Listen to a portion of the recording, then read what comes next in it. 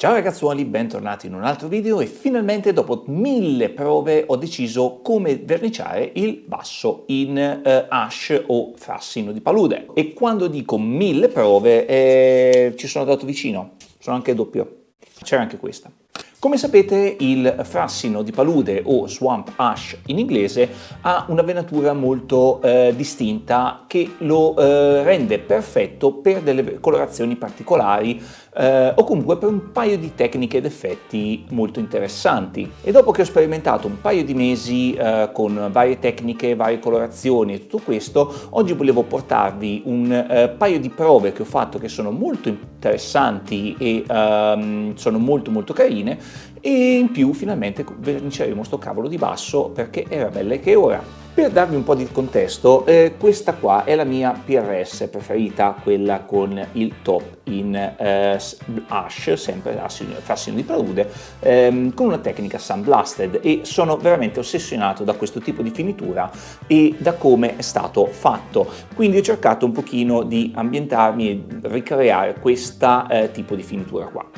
Ovviamente non ho tutte le risorse della PRS nella loro fabbrica in Indonesia, quindi mi sono dovuto un pochino arrangiare con quello che ho. Ma come sempre, prima di entrare nel clou del video vi invito a lasciarmi un like sotto questo video se vi è piaciuto o vi interessa, e iscrivetevi al canale perché sono piccoli gesti che per voi non costano nulla ma per me significano veramente tanto. E lasciatemi un commento se avete già una chitarra con un body in frassino di palude o in ash, oppure come lo colorereste voi. Partiamo adesso con delle premesse.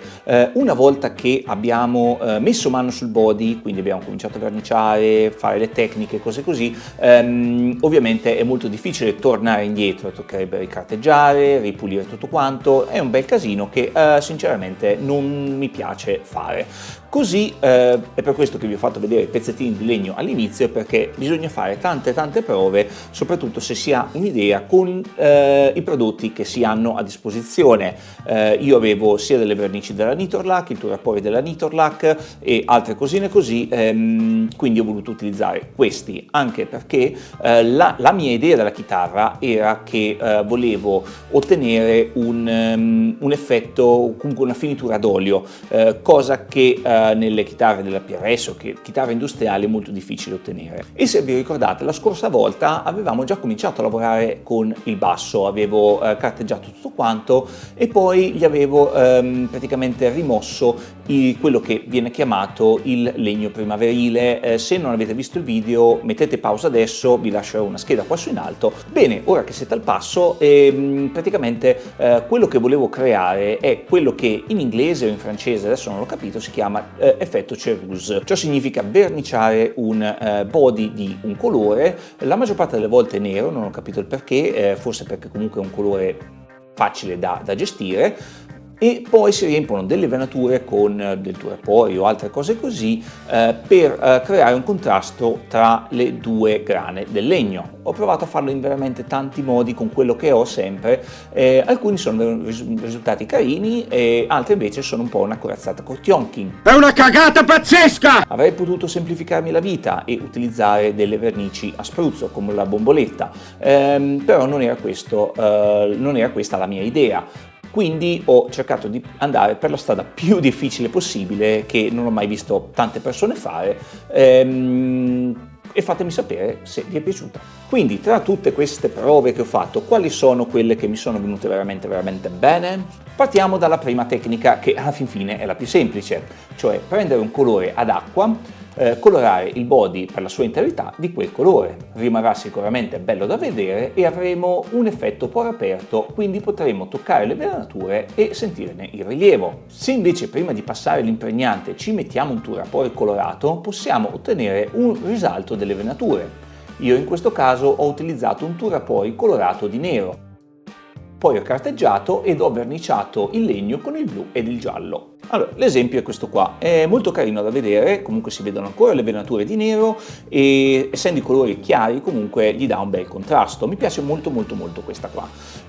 Ovviamente possiamo fare anche senza Turapori se vogliamo di nuovo la finitura in finitura, comunque possiamo sentire le venature del legno se vogliamo una versione a poro aperto, però era molto carino carine, mi ricorda molto i bassi della Mayonnaise e altre chitarre così. Comunque, perché no, giusto una prova qui mi è rimasta, si può lasciare tranquillamente anche il Turapoi senza vernice, non è che rimane bellino uguale se usiamo il colore giusto. Lo sto cercando.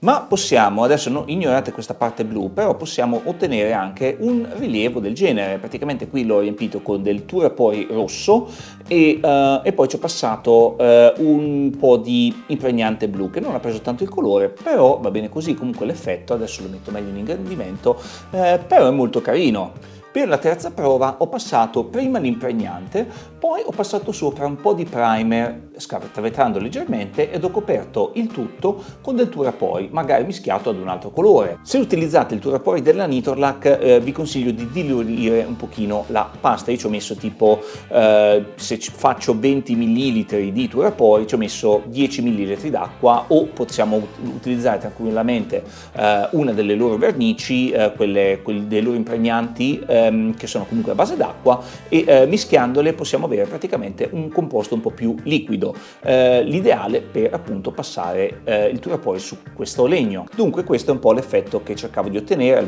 Al tempo stavo pensando di avere una colorazione chiara, però si riesce a vedere il nero ben distintamente e l'arancione, che è molto carino. Ovviamente magari ho sbagliato i colori, però era un'idea, insomma. Diciamo che questa è la tecnica più utilizzata per ottenere questo effetto ceruse. Si passa una mano di impregnante o vernice a spruzzo sopra.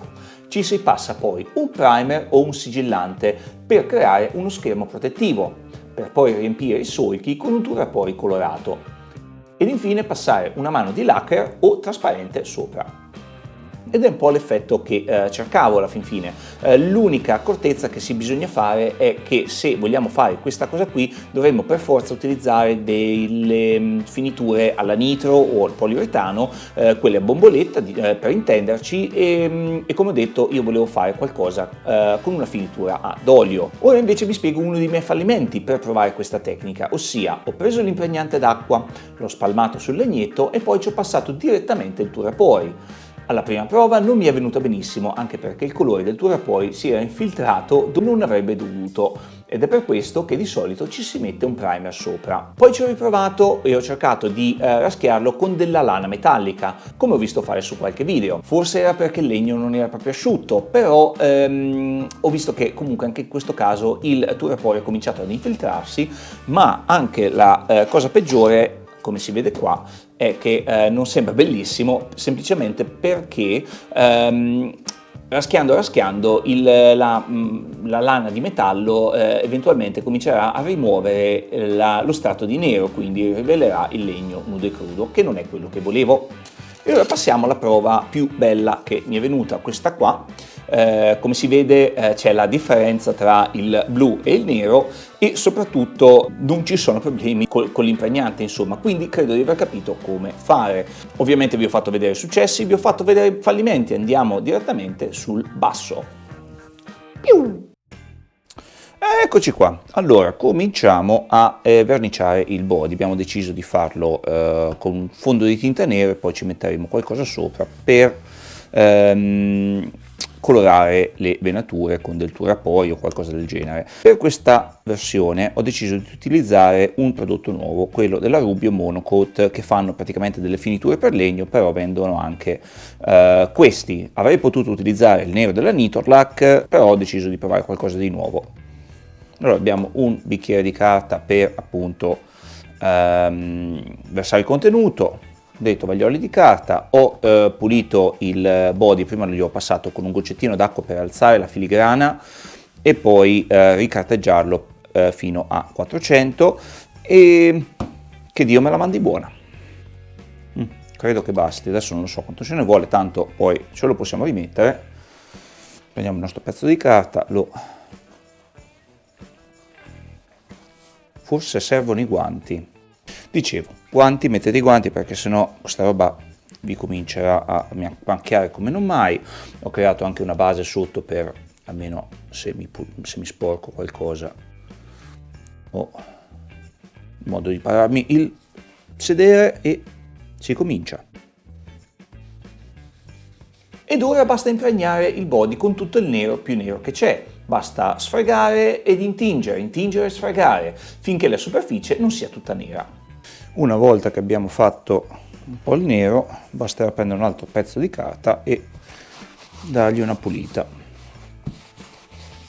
Questo va fatto soprattutto per evitare